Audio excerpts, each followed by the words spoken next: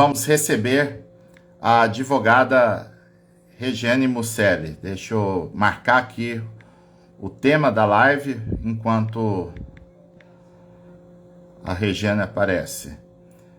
Esse tema é bastante importante, né, por se tratar de uma das modalidades recursais mais utilizadas na Justiça do Trabalho.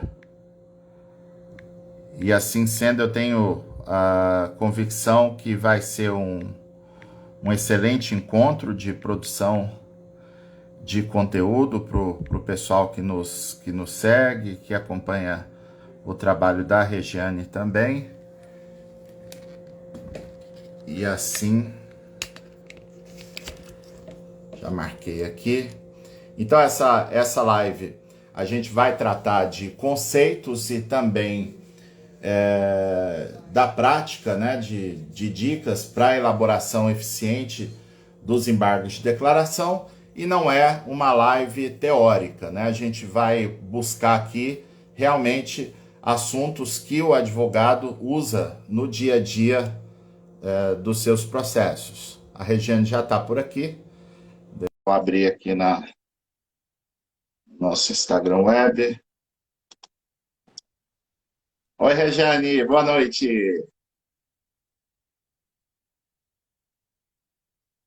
Oi, Regiane. Será que está Boa travado noite. aqui? Opa, tudo bem? Tudo bem, professor? Tudo ótimo, uma satisfação te receber aqui no nosso perfil, Regiane. A satisfação é toda minha, professor. É uma honra, na verdade. Muito bom. Bom, Regiane, em primeiro lugar, eu quero agradecer a presença, né? A gente está junto, tem conversado dentro, fora do curso, desde o ano passado, né? E eu repito isso sem favor, né? Que você é uma das alunas que nos deu mais orgulho, né? De aproveitar mesmo, né? De forma disciplinada os conteúdos que a gente entrega para buscar resultado, e por isso é muito, muito bom te trazer aqui, né, para o pessoal conhecer um pouco. E começando a live, eu provocaria justamente isso, de você poder se apresentar, falar um pouquinho da sua trajetória até aqui. Pois não.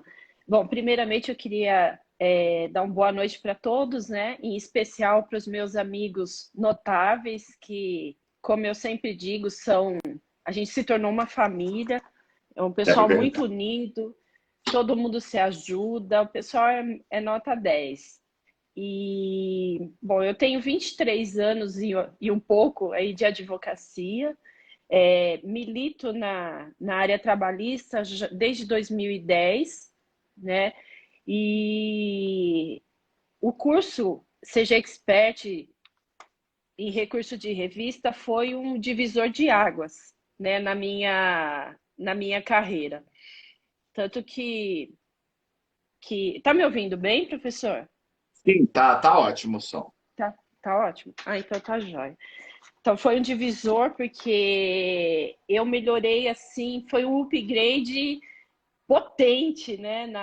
Desde a inicial até os recursos técnicos extraordinários, né? Tanto que eu estava até comentando com o meu genro, Leonardo Gomes, que é advogado aqui comigo, que desde que eu fiz o curso, eu não tenho mais feito recurso de revista. Eu estou matando já no RO. Nossas técnicas são imperdíveis, professor. Eu tenho que agradecer. Foi assim, um presente de Deus o curso na minha vida. Sou Ah, que muito grata, maravilha. principalmente pela sua dedicação, porque a gente sabe que não é fácil, né? Ler Uhum. tanta jurisprudência e estar sempre disponível para tirar dúvidas, para ajudar. Então, eu agradeço de coração.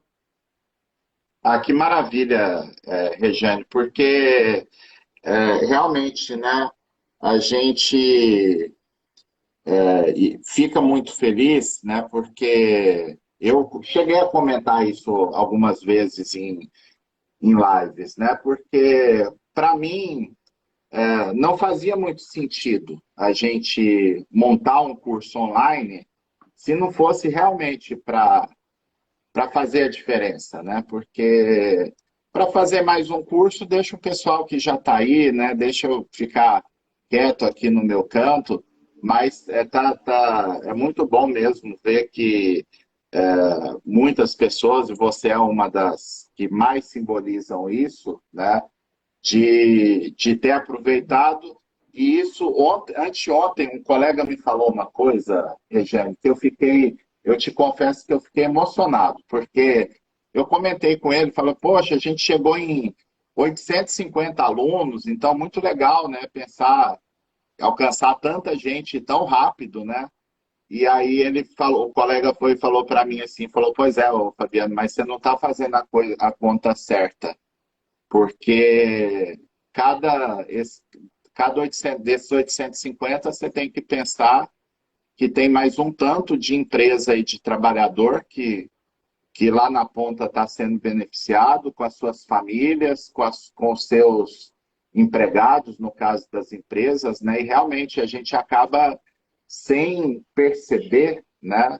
Causando um impacto muito interessante mesmo. Então, eu fico muito feliz quanto a isso. Estou vendo aqui colegas, o Rodrigo Sá está por aqui deixando o depoimento dele também, que virou a chave com o curso. E muitas vitórias, né, Regiane? Não é uma coisa assim. Acaba que é bom o espírito de comunidade, como você disse, da gente ir formando uma verdadeira família, o pessoal se ajuda e também você. E não tem competição, né? Um negócio legal, né? Todo mundo está querendo se ajudar. É muito bom quando a gente vê a vitória do outro, né? Então, esse espírito de comunidade realmente é bem legal. Nossa, o pessoal é muito Tá? bacana Estão mesmo. ligando aqui? Não, beleza, consegui fechar. Bom, vamos começar aqui o conteúdo, então, da gente poder falar um pouquinho para abrir a nossa live, que é sobre embargos de declaração. Eu já vi aqui que eu estou com um problema na internet, de novo, ontem foi terrível fazer a live, mas o que interessa é que a estrela da live aqui é a Rejane, e para mim aqui a imagem, o som dela está ok, então vamos prosseguir sem derrubar a live nem nada. Vamos falar um pouquinho, para Isso aí é começar aqui, bondade, né, das professor? hipóteses de cabimento, que interessante, né, Rejane? Que é um assunto que é mais profundo do que parece, né? E a gente vê que muitas vezes os advogados têm dificuldade, confundem as hipóteses, porque realmente existem dúvidas fundadas, né, sobre cada uma das hipóteses de cabimento do ED. Então, professor, eu vou fazer aqui uma confissão em rede nacional, né? Aproveitar sua audiência. Eu era uma advogada que não dava muita trela para o ED, não, viu? Eu achava assim que eu não ia conseguir muita coisa opondo um ED, até que eu descobri que, apesar dele ser simples, né, ele exige muita técnica e ele é muito importante. E isso eu descobri o ano passado no curso do CG Expert. Olha, 23 anos advogando para descobrir. Ele é importantíssimo, né? Mas vamos lá, professor. No cabimento. Vamos lá. Tá um pouquinho baixo, não sei se o problema é aqui comigo. O pessoal podia dar um feedback se estão nos ouvindo, só para a gente E aí, ver se for o direito. caso, eu tiro o fone. Ah, tá. Eu acho que vai ficar melhor. Vamos ver, só ver aqui o que o pessoal diz. Tá, vou tirar o fone. O Rodrigo está dizendo que é ok, tá ok. Acho que é aqui só que. Podemos seguir, que Tirei o deve ser só fone, aqui mesmo. professor. É, Ficou melhor? a minha imagem está péssima, isso eu estou sabendo. Igual ontem foi uma lástima É. fazer a live, estava super legal o conteúdo e eu desconfio, o Zé Antônio reclamou que anteontem a live dele também foi bem complicada. Então, o Instagram deve estar mexendo alguma coisa, porque quando está assim, eu passei o dia inteiro aqui assistindo aula de um curso que eu faço e não teve problema nenhum na internet. Um É, primeiro assunto que a gente poderia provocar aqui, Regiane, seria o ED por contradição, porque esse é o que eu vejo que mais tem equívoco dos advogados na hora problema. de apresentação, né? É muito comum apresentar ED por contradição com a prova dos autos, né? É a situação clássica. É, isso é um erro grave, né, professor? Porque a gente acaba confundindo o ED, né, com o recurso propriamente dito. O ED, na contradição, é contradição da decisão, do julgado. Né? Por exemplo, ele fala lá em cima, né? No caso, o juiz, numa sentença, fala lá em cima, está comprovado aqui que a funcionária foi demitida grávida. Aí, na hora de julgar, fala, mas ela não tem direito a estabilidade num contrato normal, sem ser contrato a termo, né? E acaba aí que tem uma contradição. Ele falou que sim, e ao mesmo tempo ele falou que não. É isso, né, mestre? Agora eu estou ouvindo. É isso Tá mesmo, né? ouvindo? Porque agora ficou ótimo. Aqui eu botei o fone para mim, agora tá muito bom, que eu não estava ouvindo direito.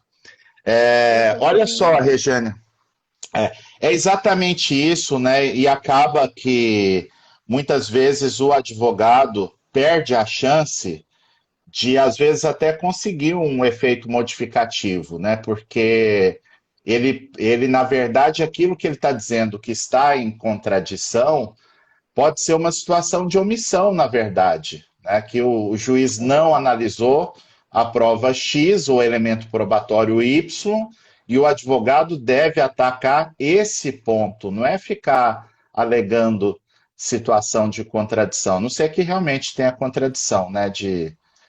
Disse uma coisa, conclui outra, né? Agora, Sim. por outro lado, me parece que a hipótese mais importante mesmo é exatamente a por omissão, né? Porque obscuridade é até um tabu você apresentar, né? Porque pode acontecer, mas vai ser um pouco mais raro, né? Eu peguei poucos casos, viu, professor, de obscuridade. O que mais a gente vê mesmo é a omissão. Uhum. E a omissão, ela acaba que ela tem um papel muito diferente se a gente for considerar a omissão na primeira instância e a omissão na segunda instância, né?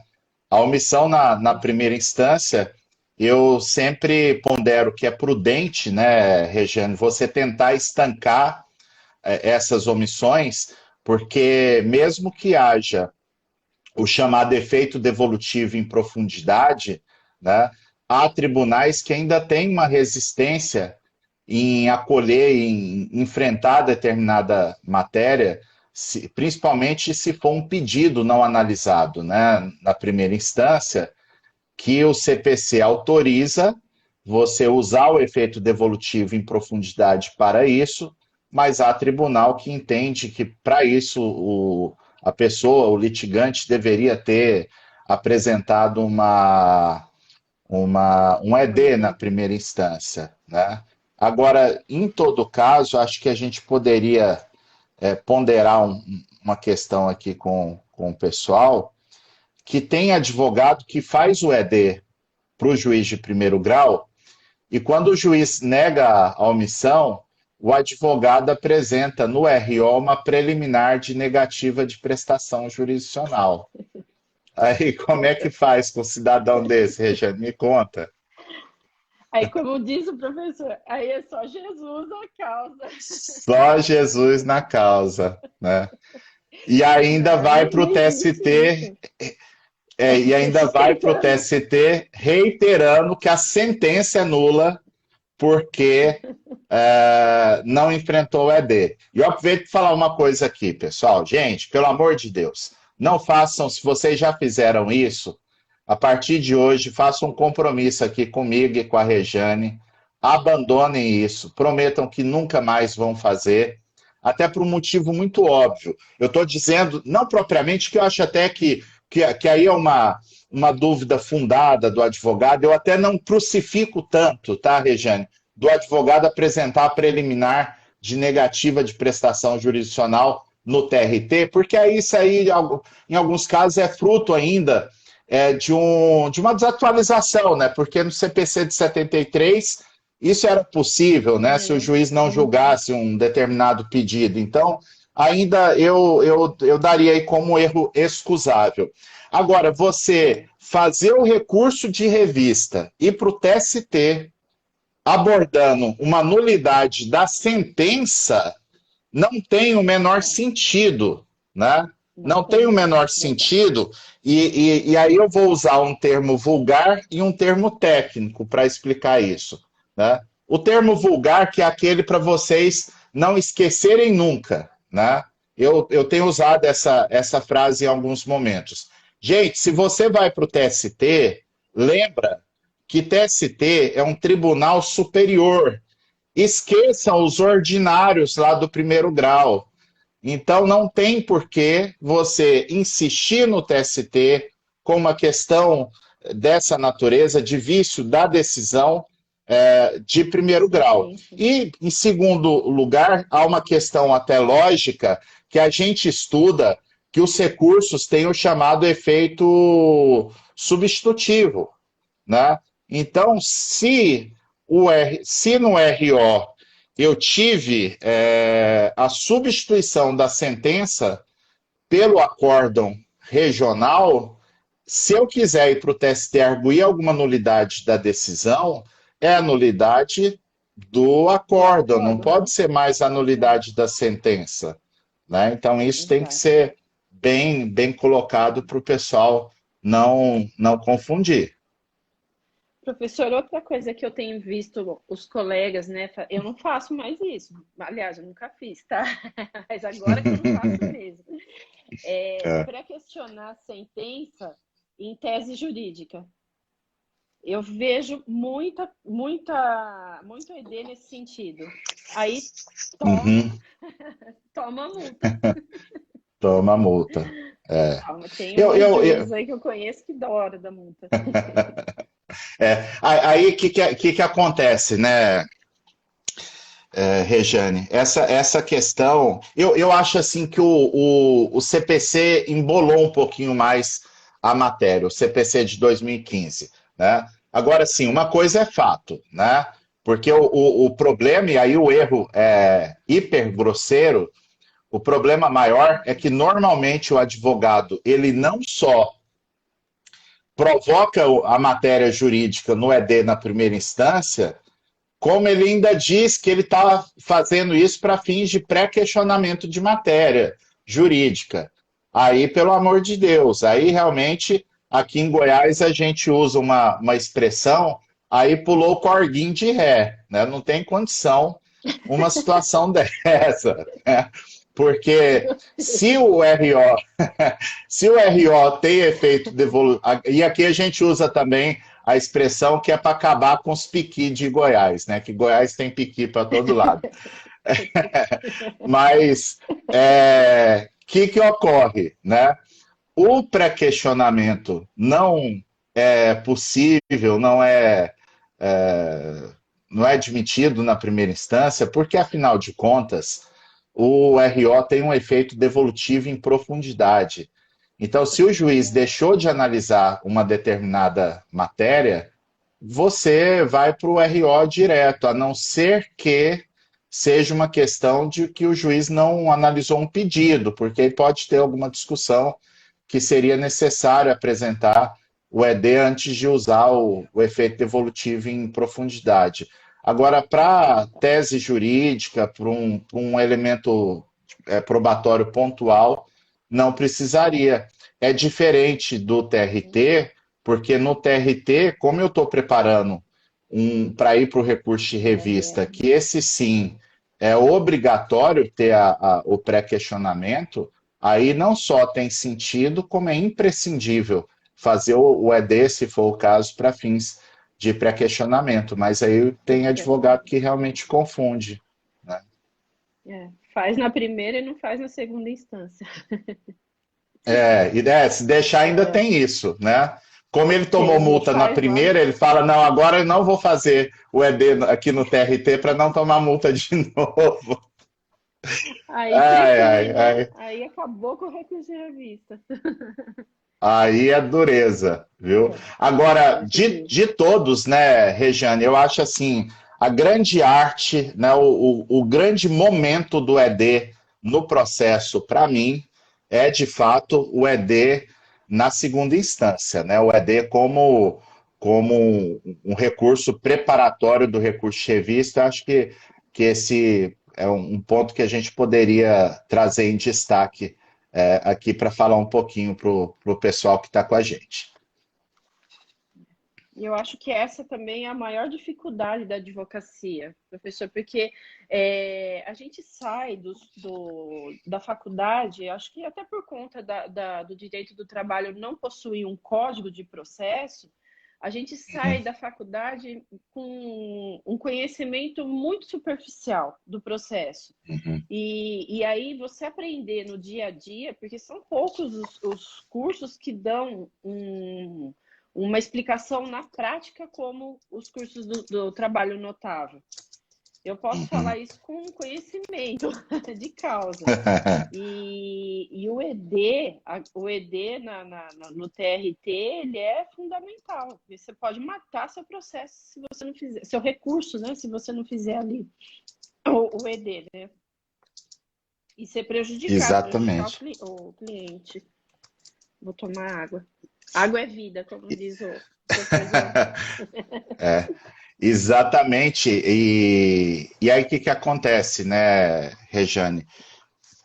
E aí é um problema, né? Eu acho que a gente realmente está conseguindo desmistificar um pouco, né, os embargos de declaração, como o advogado pode fazer de forma eficiente, porque é a boa intenção, né? Que a gente sabe que o advogado quer defender muito bem o seu cliente, e para isso o senso comum aponta que o bom é você fazer embargos de declaração contando tintim por tintim, né? Fazendo aquela peça super longa, porque assim eu vou explicar para o desembargador direitinho que ele vai entender o que eu estou indicando aqui que ele não percebeu, que está tendo omissão. E, na verdade, é o contrário, né, Rejane? E o advogado, e o problema também, né, que é o tipo de situação que não aparece na decisão, né, Rejane? Do desembargador falar assim, olha, o problema aqui é que o advogado está fazendo o ED de uma forma inadequada. O desembargador não vai ensinar o advogado a fazer o ED. Não vai. Ele não vai chegar a estar muito prolixo. E eu acho que é até uma questão dos advogados começarem a ter essa cultura, né? De que não tem peças que realmente você precisa fazer ela de forma bem longa, que não tem jeito, mas eu acho que isso seria mais uma inicial. Mas embargos, se você fizer um embargos muito longo, você está convidando o desembargador a não ler, a dar aquele despacho padrão, e aí você vai acabar prejudicando o seu processo, o andamento, porque vai subir se você conseguir fazer, né, seu recurso de revista subir, aí vai dar negativa de prestação, e aí vai descer de novo, e vai ficar aquilo, né, uma bola de neve. Então, tem que fazer ele bem objetivo e saber fazer, né, professor? Exato, fazer objetivo. E uma coisa que eu acho assim muito importante, né?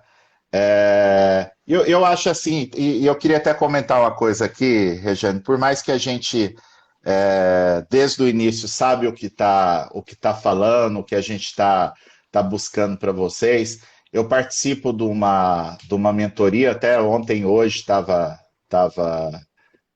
tive aula o dia inteiro, né?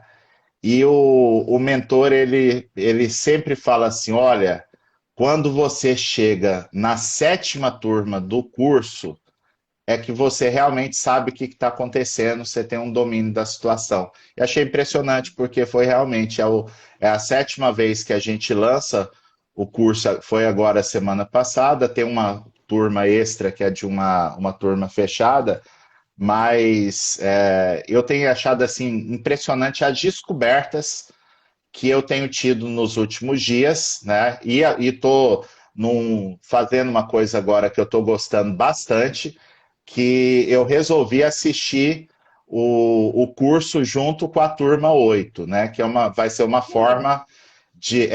Porque a minha intenção é o quê?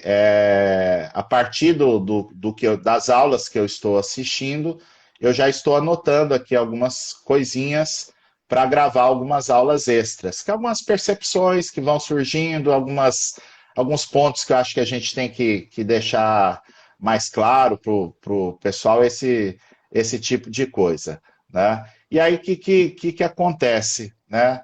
Nessa situação do ED, a gente vai tendo algumas ideias que você tem que passar para o aluno. E um dos insights, né, que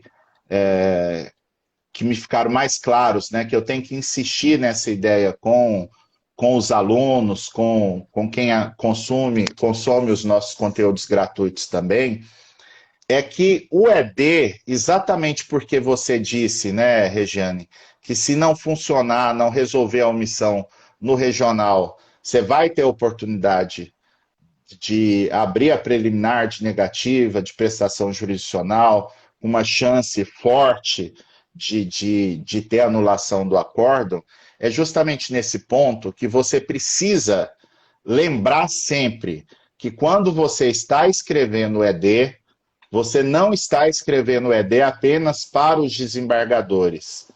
Você está escrevendo o ED para os ministros do TST, né? E aí a necessidade de clareza, ela é aumentada, ela é multiplicada, né, Regiane? Porque os desembargadores, querendo ou não, eles já tiveram conhecimento da causa e se tiver alguma dúvida, eles estão autorizados a folhear os autos, e inclusive em relação à matéria fática, para ter uma compreensão plena do problema. O ministro não pode fazer isso, né? Porque ele não pode reexaminar fatos e provas. Então, você precisa ser objetivo, impactante, para o ministro bater o olho e falar, olha, realmente essa informação aqui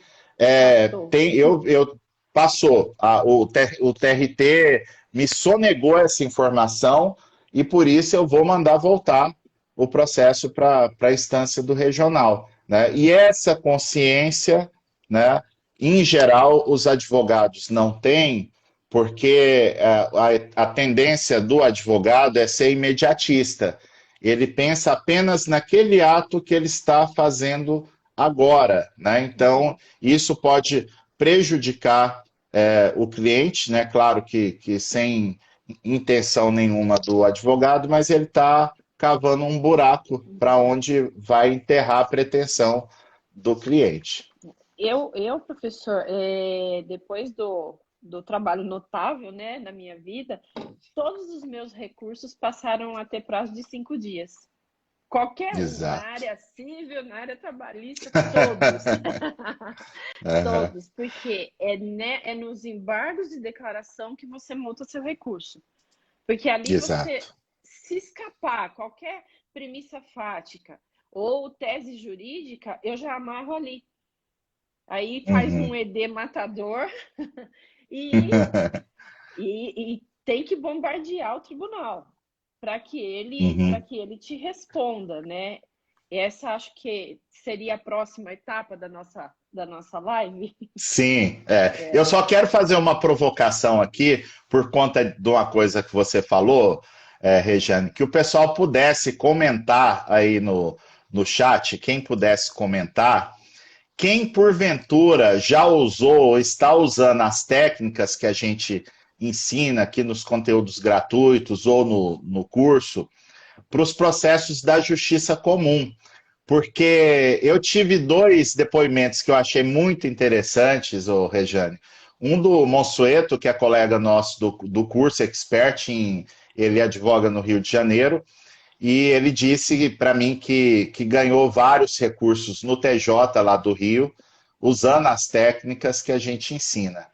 E teve uma colega que não é aluna do curso, ela disse que vai entrar no segundo semestre, mas ela me mandou uma mensagem, falou, professor, estou mandando aqui para agradecer que pelo conteúdo gratuito eu consegui ficar atenta com algumas coisas, e pela primeira vez, ela falou, acho 21, 22 anos, não sei, de advocacia, pela primeira vez eu subi um recurso de revista na vida.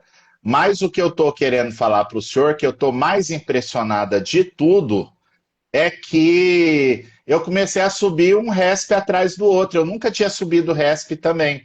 E usando as técnicas do curso, né? Então, assim, e aí onde a gente fala, né? Que você aprende recurso de revista, acaba que dá para usar bastante na justiça comum. Quem tiver algum caso aí desses, poderia contar para a gente. E aí a Regiane ia falar uma situação.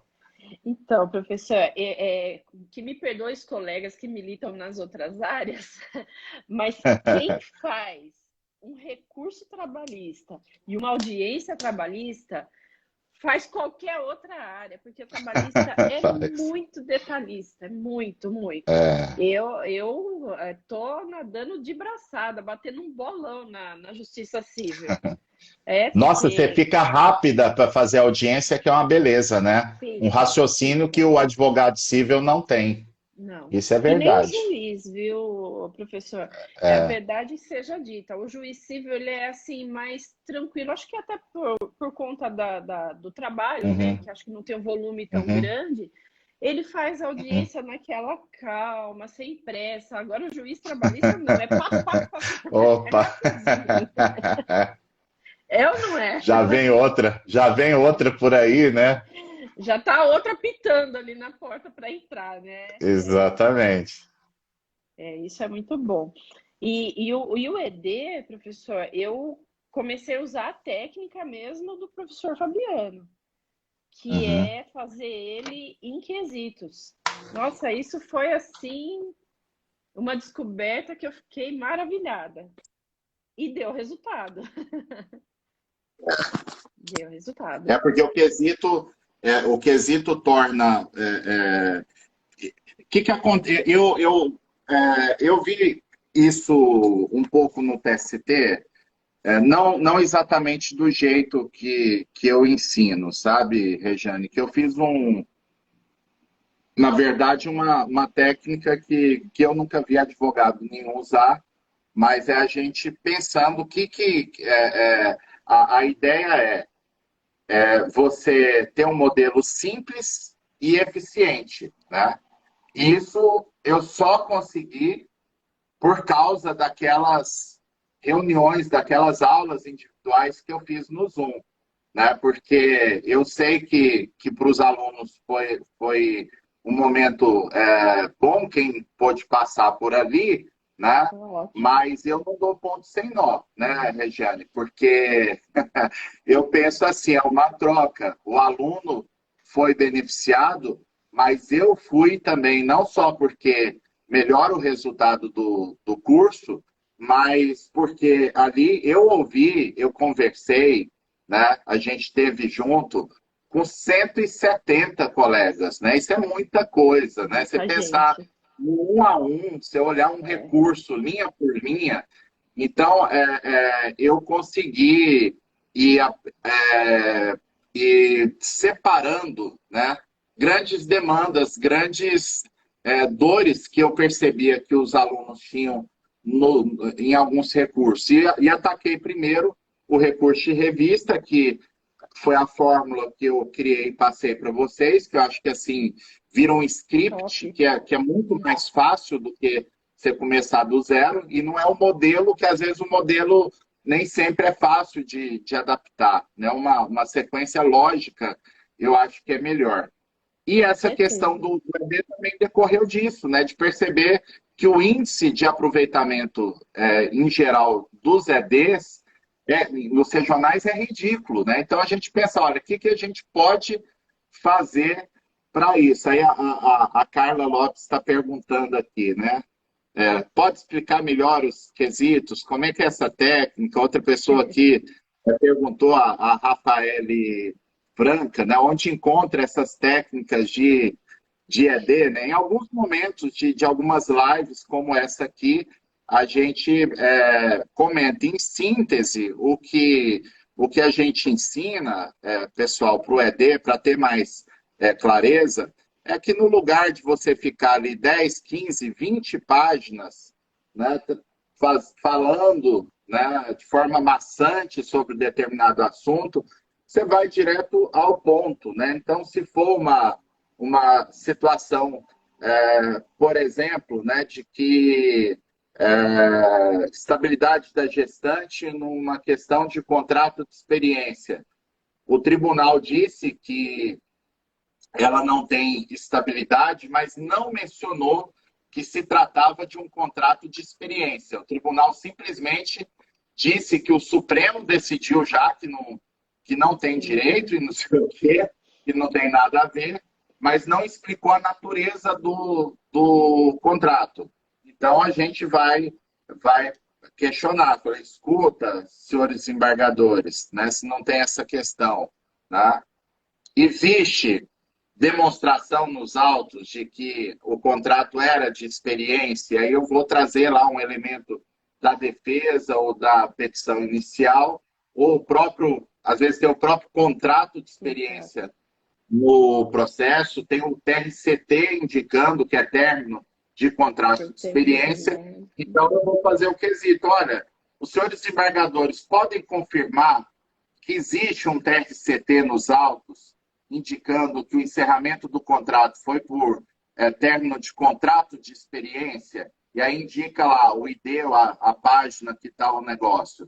Se é uma prova que passou batido pelo TRT e vocês querem que o TST tenha conhecimento dessa prova, você vem e diz, olha, da leitura da data de instrução, é possível identificar que a testemunha X disse exatamente tal coisa, e você traz em aspas, né, inclusive, né? É possível, do confronto dos demais depoimentos, certificar que não há prova em sentido contrário a essa afirmação da testemunha, e aí pede o efeito modificativo. Pode ser um laudo pericial, que você destaca, um documento, você destaca o documento, indica onde ele está no processo, pergunta ao desembargador se aquele documento existe no processo, se aquele documento tem os seguintes termos, que aí você vai transcrever em aspas, né? E com isso você vai pedir o enquadramento jurídico dessa prova e o efeito modificativo, porque se o desembargador simplesmente disser que não tem do que tratar nesse ED, não tem o que julgar, que a decisão está perfeita, isso, aquilo, você já trouxe elementos probatórios bem claros para o ministro do TST para fins de negativa de prestação jurisdicional.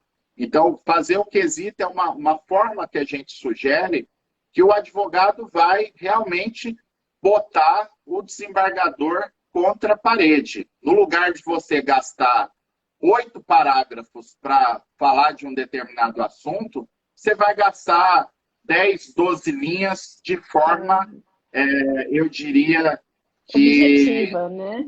Objetiva, né? Afiada, lancinante. Né? Então, seria isso. Professor, e funciona, né, Regiane? Funciona, é isso que eu ia falar. Posso contar um caos? Vamos lá. Eu usei essa técnica do quesito contra um acórdão regional. O meu cliente é motorista de caminhão e eu estava pleiteando a periculosidade porque ele efetivamente abastecia o caminhão. E essa condição está escrita no laudo. E só que o perito falou que não tinha direito, ele fez deu uma outra roupagem ali, né? E o juiz acatou o laudo pericial. Aí o regional indeferiu também, né? Manteve a sentença e falou que ele não tinha direito por conta do laudo, que falou que ele ficava pouco tempo ali no local e ele não. E só falou assim: olha, ele permanecia no local de abastecimento. Aí eu, né, aluna do trabalho notável, fui lá e coloquei, expliquei que o laudo falava expressamente, fiz um parágrafo explicando que estava no laudo e perguntei assim: olha, considerando que o abastecimento gera, né, o direito à periculosidade, poderia o tribunal dizer se tem alguma prova de que efetivamente ele abasteceu? E se tiver, e aí o ID tal fala disso? E se ele tem esse direito, se ele abasteceu, ele tem esse direito nos termos da súmula 39, aí eu coloquei todo o embasamento. O tribunal, né, não voltou atrás, não deu efeito modificativo, mas complementou o acordo para constar que ele abastecia, que está no laudo que ele abastecia. Aí eu já apoiei meu RR, né? Não tem como perder um recurso de revista desse, né? A não ser que esbarre numa questão formal, né? Agora, sem o ED não vai. E muitas vezes o tribunal, se você fizer o ED de forma genérica, o TRT simplesmente vai rebater que você está querendo um novo julgamento, isso e aquilo, que não cabe estabelecer um diálogo com o jurisdicionado e não sei o que, é aquilo que vocês estão acostumados a ver. É o despacho padrão, né? É o padrão. É um padrão. Na verdade, é esse paradigma, professor, que eu entendo que os advogados têm que começar a quebrar. Porque, por muito tempo, o ED tem sido manejado como uma forma de revisão de julgado, e ele não serve para isso, ele é complementação, né, do julgado, para que, se você não está contente ali com o que foi decidido, você, dentro do possível, você levar lá para o TST. Então, é nisso que eu tiro o chapéu para o trabalho que o professor tem feito, né, de fazer esse esclarecimento amplo e muitas das vezes de forma gratuita, porque o conteúdo que é entregue gratuito já é muito maior do que muito curso pago. Muito curso pago.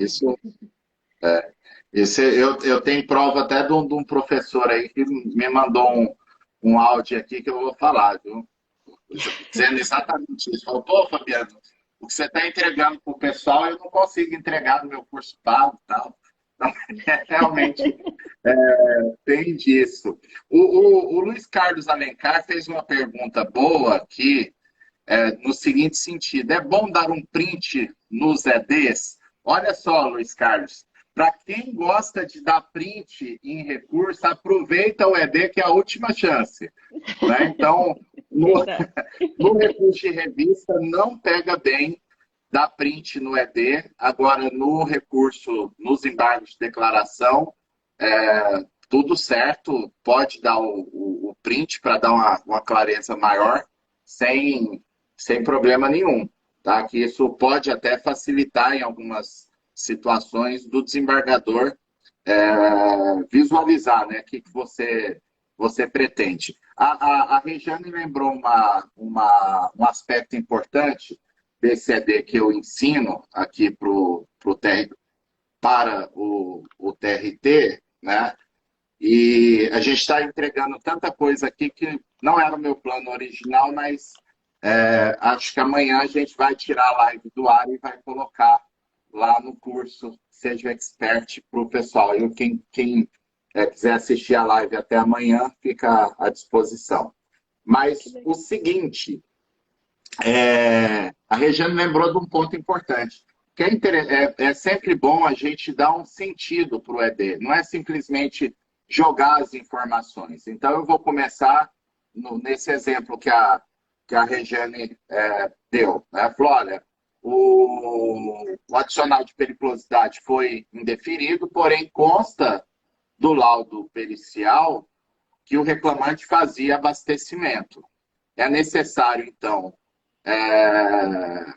aparar algumas arestas aqui do julgado, porque o TST não pode reexaminar fatos e provas, e assim sendo, para que um eventual recurso de revista do reclamante seja viável, é necessário assentar premissas fáticas incontroversas que estão presentes nos autos e que não foram destacadas no acórdão regional. E aí vem exatamente com essa trajetória que a Regiane situou. Né? Falou, olha, teu documento está assim, aspeia, né, no ID tal, tem ou não tem esse documento? O documento diz isso ou não diz? Não tem como o desembargador dizer de outra forma, e se ele negar, o ministro, pela clareza, pela forma impactante como vocês manifestaram, e aí eu vi isso de dentro lá no TST, é assim que acontece. Quando é deixa muito claro que parece mesmo que teve uma afronta, uma omissão que prejudicou a parte. É claro que o ministro não vai confiar só no ED. Né? A orientação o servidor vai lá nos autos, dá uma lida lá, verifica que realmente aquilo que o advogado está dizendo no ED que tem, está no processo, aí o ministro anula para voltar para explicitar aquilo que percebeu que realmente o advogado tinha razão. Então, se você não fizer isso muito, muito claramente, e quando eu falo muito claramente, Regiane, é porque eu estou acostumado a ler ED de 20 páginas, que o advogado fica, por exemplo, martelando que existe prova nos autos que não foi considerada pelo desembargador, mas ele não fala que prova é essa. Né? Que tem prova testemunhal. Não, gente, para ser claro, a gente tem que ser... Isso vale para tudo na vida, para tudo no processo, não é só para essa questão do ED. A gente tem que observar a especificidade. Quanto mais específico a gente for, mais a história é crível, mais a gente convence. Eu até assisti uma aula, Regiane, muito legal, e que é uma experiência verdadeira, que o professor estava contando, uma experiência que fizeram nos Estados Unidos, exatamente com essa questão da especificidade. Os americanos têm uma coisa de chamar qualquer pessoa que participa do processo, de alguma forma. Eles têm uma expressão lá de falar que nós somos os contadores de histórias, né? Que seriam os advogados, as partes, as testemunhas, enfim. Né? Então, fizeram um teste, um júri simulado, né? 2 júris diferentes, exatamente com a mesma história, uma história de disputa de guarda de uma criança. Né? Então, num dos júris, né? A mãe, seria a suposta mãe, né? Ela contou que ela tinha que ficar com o filho, porque ela gostava muito do filho, que ela ia sentir muita falta dele, que ela cuidava muito bem dele, que fazia tudo por ele. O outro júri simulado, a história foi diferente, onde ela chegava contando assim, olha, eu tenho que ficar com meu filho, porque ninguém é capaz de fazer por ele o que eu faço. Porque desde cedo ele acorda todo dia às 7 horas da manhã, aí eu vou levar ele para escovar os dentes, e aí ele usa uma escova do Star Wars que eu comprei, que ele adora, e assim. Então ela vai contando detalhezinhos do cotidiano. Né? E ao final, a pesquisa indicou que praticamente dá coisa de 65% de chance da história ser acolhida como verdadeira se você tem esses pequenos detalhes. E a gente vê isso nos processos judiciais, né, Regiane? Para que a gente aperta a testemunha que está mentindo, é óbvio que ela não sabe contar. Os Então, detalhes. para o ED é a mesma coisa. Não adianta ficar com história genérica, porque não analisou a prova, tem isso. Não, gente, tem que apontar onde está a prova. E você não pode deixar o desembargador procurar a tal da prova. Se você está querendo concordar e tentar resolver essa premissa fática, você tem que ser específico, né? Por isso a importância de indicar o ID, de fazer em aspas, né? Para o desembargador ir lá conferir. Ó, realmente tem isso no processo. E eu dou um print também.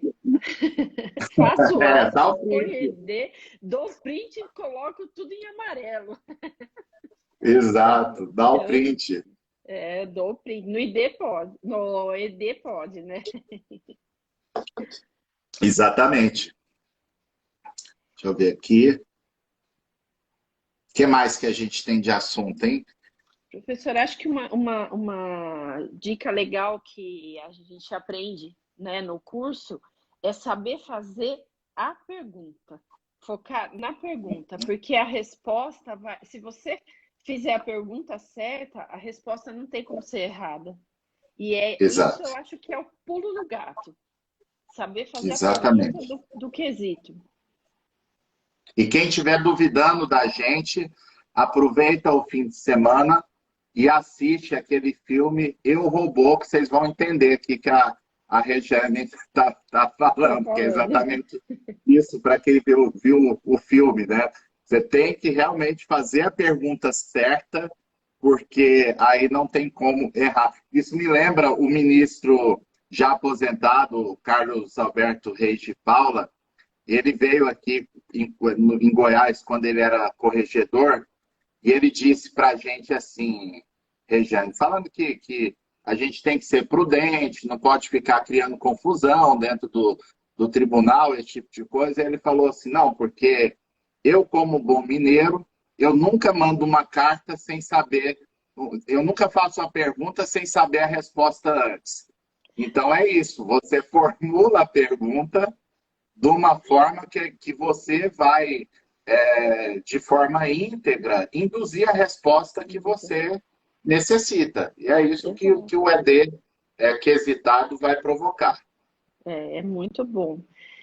Outra questão que eu acho que é importante, professor, a gente trazer aqui para o pessoal é a questão do despacho de admissibilidade do recurso de revista. Muito bom. Por causa da instrução normativa, né, 40, com a reforma, e isso eu acho que é um ponto bem legal da gente falar. Porque a gente tem visto, né, Regiane, até hoje não tem semana que nas minhas pesquisas de jurisprudência que não tem um monte de recursos que a parte não teve aquele capítulo examinado por conta do advogado não saber essa novidade. Aí só para situar os colegas.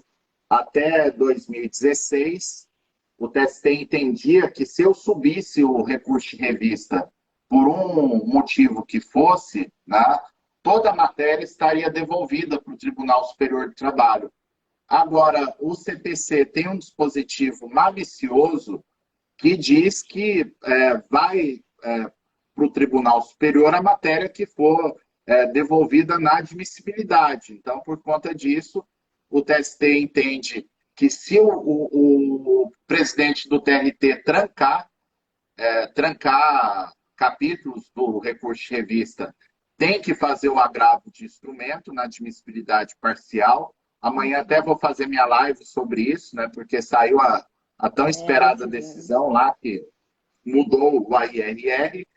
E, por outro lado, se o presidente do TRT deixa de analisar alguma questão, o advogado passa a ser obrigado a fazer o ED, e se não fizer, aquele ponto, aquele capítulo morreu no processo. Ele não vai poder discutir a matéria no TST.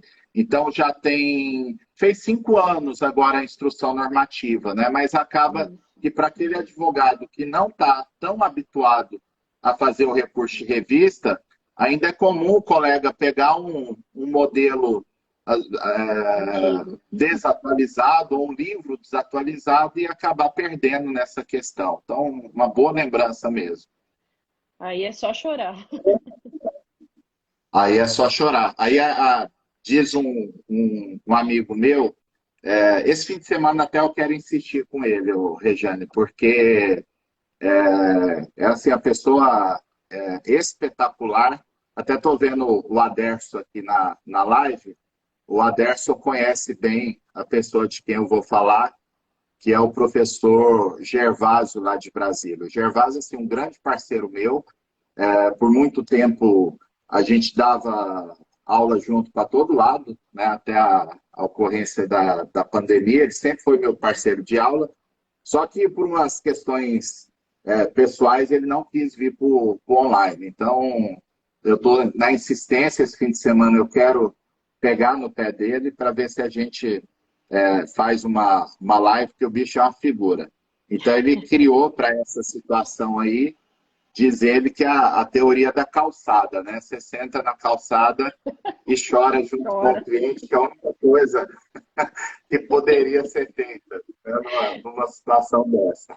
É verdade mesmo, porque não tem o que fazer, né, professor? Tem gente que fala, vou entrar com mandado de segurança. Não, tem hora que o processo acaba, né? E a gente tem que aceitar.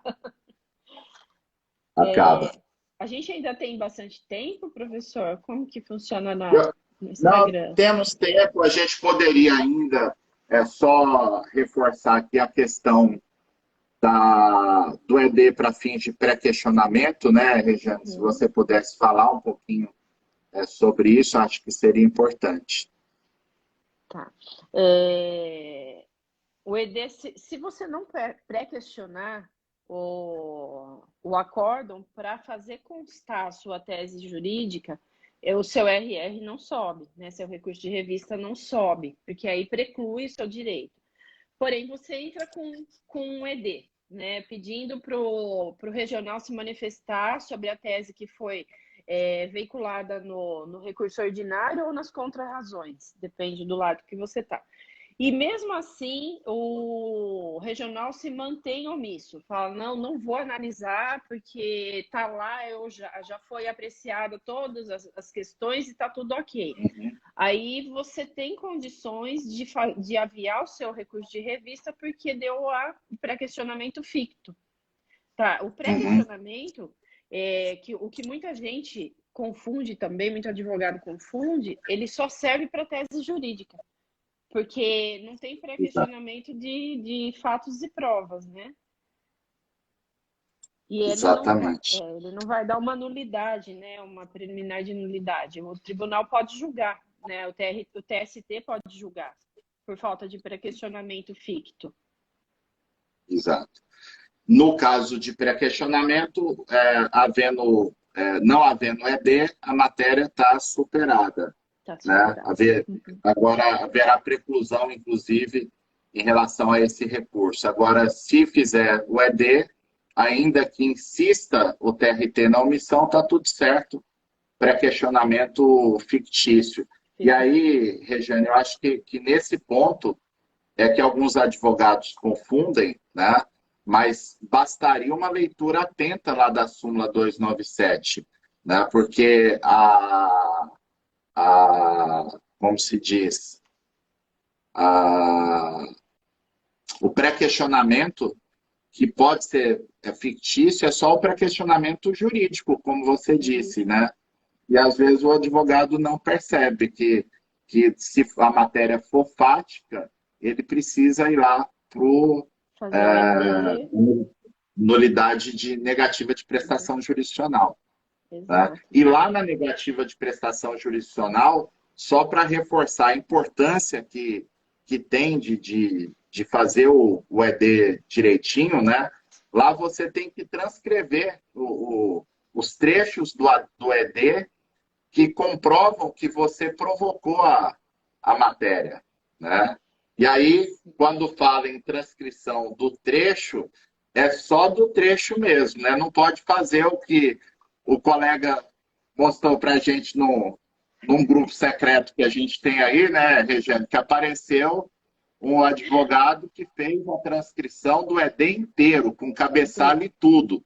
O TST tem jurisprudência já mais que pacífica, que você não pode transcrever o ED inteiro. São só os trechos que demonstram que você está provocando. Nem a qualificação das partes, esse tipo de coisa, você não pode transcrever na negativa de prestação jurisdicional, que você vai perder seu recurso nesse ponto.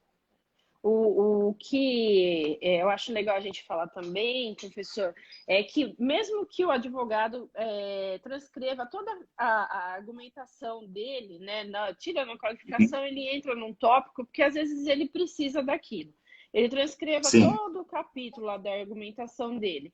Seria aconselhável, né, ele teria que fazer isso, destacar o ponto exato de onde está o pré-questionamento. Porque se ele não destacar, o TST não vai nem olhar para o recurso de revista dele.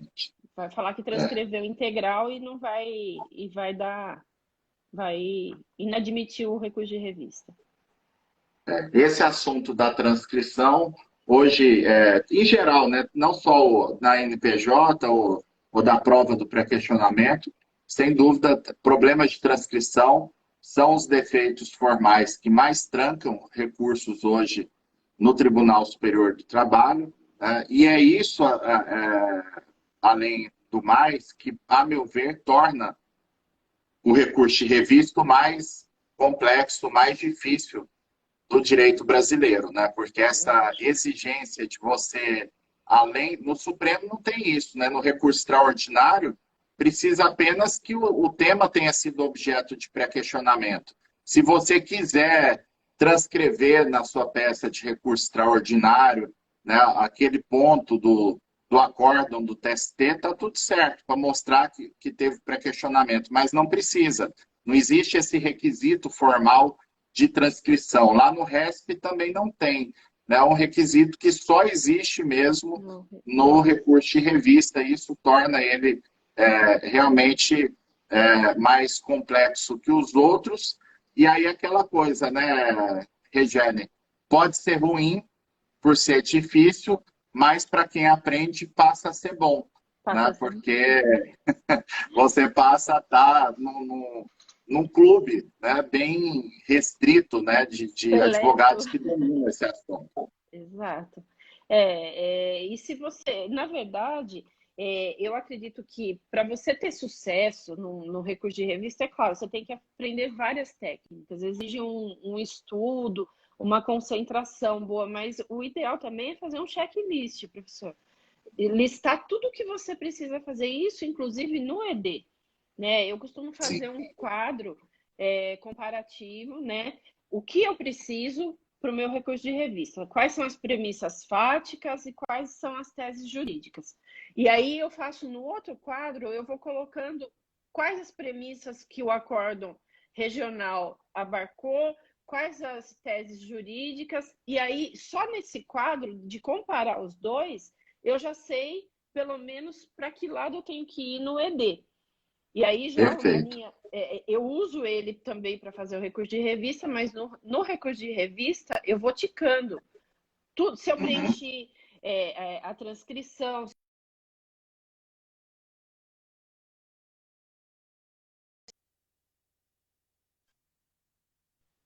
Perfeito. E aí que a gente vê, né, Regiane, de por que dá certo, né? Porque tem advogado que prefere continuar insistindo naquela história de que é sorte, de que os tribunais não olham direito, né? Agora, é aquela história, né? Pode ter coisa que a gente fique indignado, né? Que a gente acha um excesso de formalismo do TST ou mesmo dos presidentes de TRT, não tem dúvida acerca disso, né, Regiane? Agora, a questão é que se eu sei, né, que tem os problemas, hoje já está muito mapeado, né? Dificilmente a gente vê alguma decisão de ministro que tenha uma pegadinha, alguma coisa nova que já não tenha centenas de decisões a respeito. né? Então, aí é dançar conforme a música, né? A gente tem a compreensão que tem alguns requisitos que eu questionaria até se são legais, se estão na lei, mas o fato é que se a jurisprudência exige, e eu tenho condições plenas hoje de ter esse conhecimento, né, de quais são essas exigências, no lugar de ficar chorando e ficar dizendo que é sorte isso e aquilo, vamos aprender a parada, fazer do jeitinho que tem sido exigido e ganhar, não tem jeito, né? Aí, se quiser escrever artigo científico, reclamar aqui no Instagram, fazer o que quiser, beleza, né? Mas O até choro lá, é livre, né?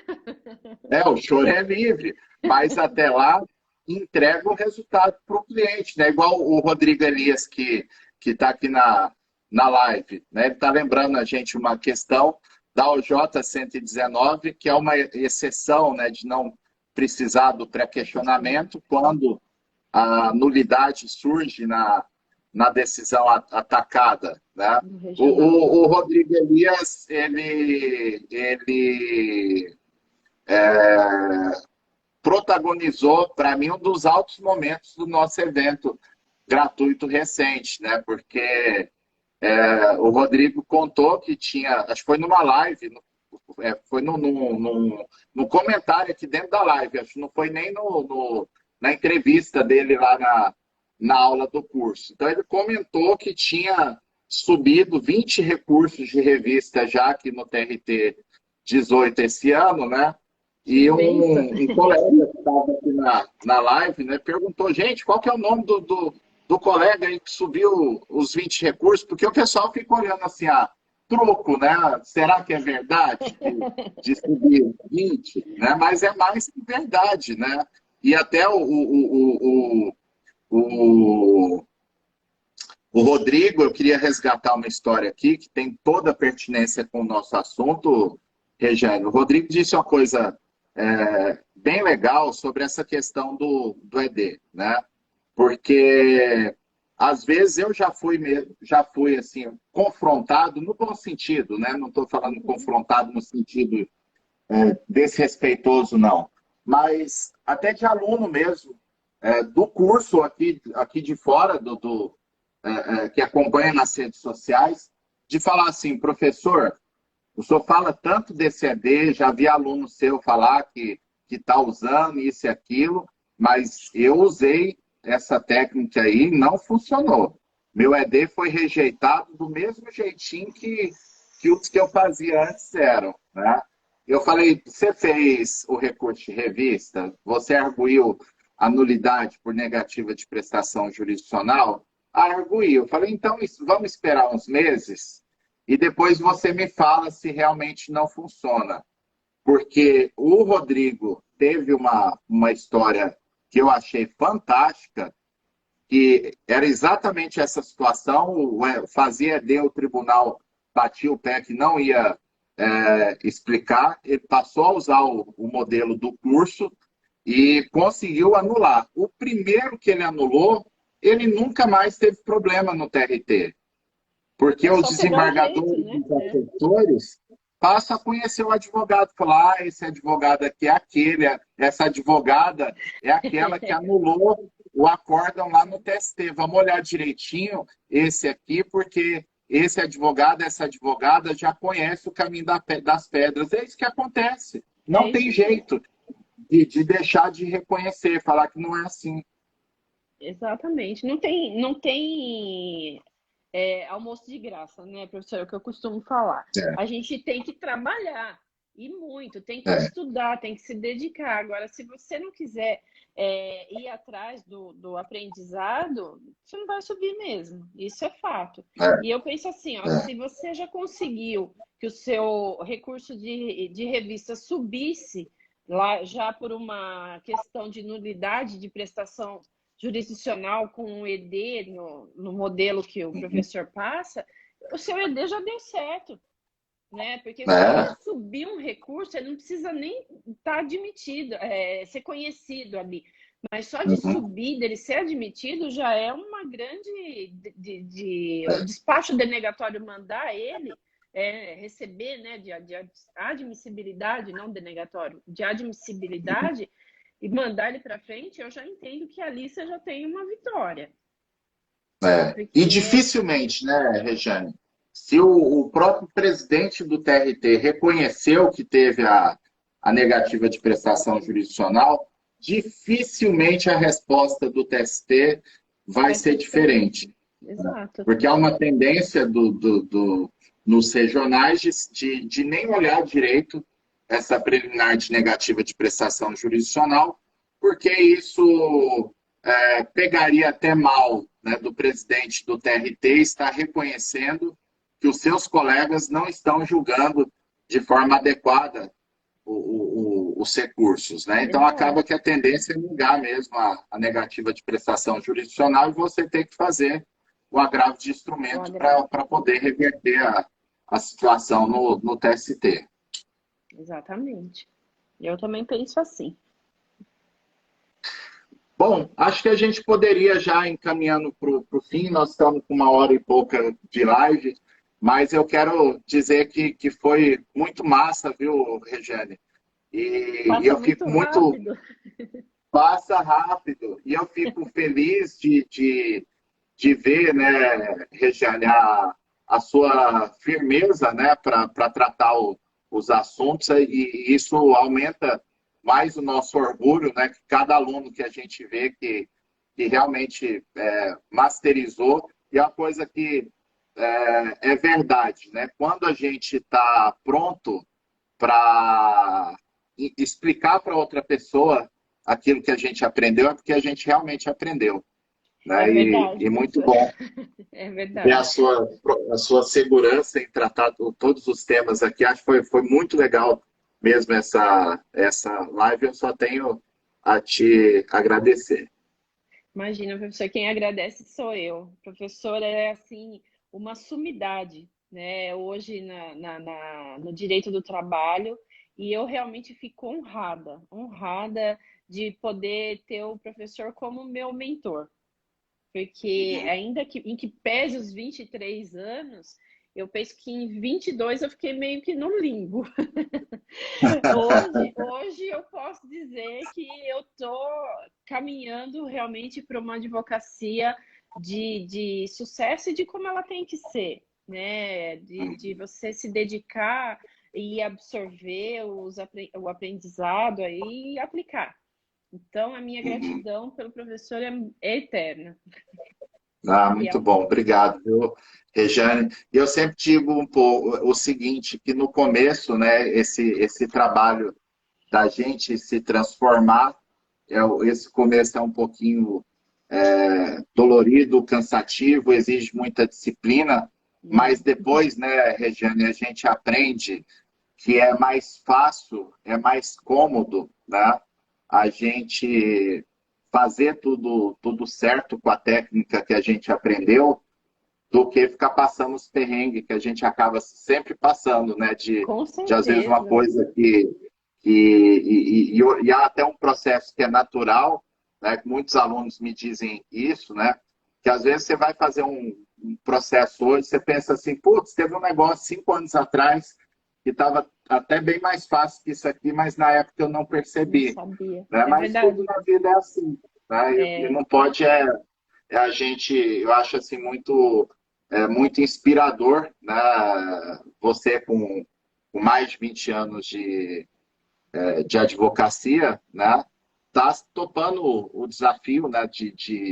de avançar, de rever alguns pontos, como para mim também, viu, Regiane? Eu tenho 20 e poucos anos, acho 22 anos que eu dou aula de direito do trabalho, e assim, esse último ano aqui no online foi onde eu realmente me encontrei, estou muito à vontade, estou podendo fazer tudo do jeito que eu sempre gostei, sonhei poder fazer, né, de estar sempre junto com o pessoal, interagindo, entregando conteúdo não só aqui, numa resposta no WhatsApp, em aula no curso pago. Então, acho que a gente não pode nunca, né, deixar de ter sonhos, de ter esperança e correr atrás, né? Fazer acontecer, porque só sonhar e ficar dormindo não adianta, né? A gente tem que levantar e correr atrás. Exatamente. Olha, professor, eu cheguei a uma conclusão, né? Que o conhecimento é empoderamento. É uma coisa que ninguém tira de você. E quando você conhece, você se empodera, você acredita e vai para frente do espelho. É isso aí. É.